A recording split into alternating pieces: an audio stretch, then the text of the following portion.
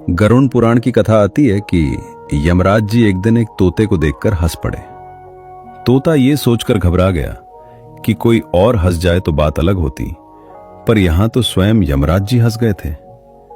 तोते ने मन ही मन सोचा, जब यमराज जी हंसते हैं तब किसी को उठाने का समय पास होता है। तोते के मित्र थे गरुड़ जी, भगवान नारायण के वाहन। जैसे मनुष्य संकट में अपनी पहुंच लगाता है, वैसे ही तोते ने गरुड़ जी से कहा, एक काम करवा दो। गरुड़ जी बोले, बताओ क्या बात है।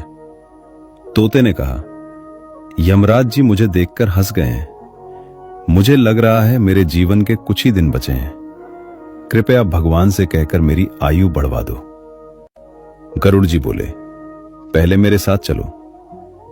गरुड़ जी ने तोते को अपनी पीठ पर बैठाया और 7 समुद्र पार एक गुफा में छोड़ दिया। फिर बोले, यहां रहो, यहां कोई नहीं आएगा। 2-4 दिन यहीं रहना, तब तक मैं यमराज जी से बात करता हूं। इतने छोटे काम के लिए भगवान को क्यों परेशान करें। तोता खुशी से बोला, बहुत बढ़िया। गरुड़ जी यमपुरी पहुंचे।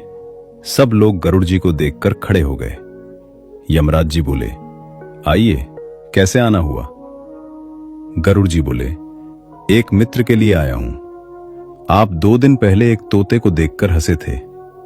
अगर कोई योजना बन रही हो तो मत बनाइए, वो मेरा मित्र है। यमराज जी कुछ सोचकर बोले, आप उसी वन वाले तोते की बात कर रहे हैं। गरुड़ जी बोले, हां। यमराज जी बोले, मैं तो ये सोचकर हंस रहा था कि विधि का विधान कितना अटल है। उस तोते की मृत्यु 1 दिन बाद 7 समुद्र पार एक गुफा में बिल्ली के खाने से होनी थी। मैं ये सोच रहा था कि एक साधारण तोता 1 दिन में वहां पहुंचेगा कैसे। इतना कहते ही यमराज जी ने पीछे देखा और वही तोते की आत्मा वहां आ पहुंची।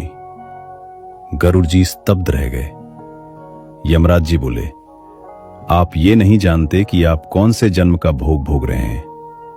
कर्म का फल टल नहीं सकता, इसलिए प्रसन्न रहो, नाम जप करो, आनंद से जियो।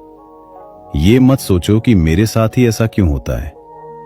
केवल भगवान ही है जो कर्म के बंधन से बचा सकते हैं। राधे राधे।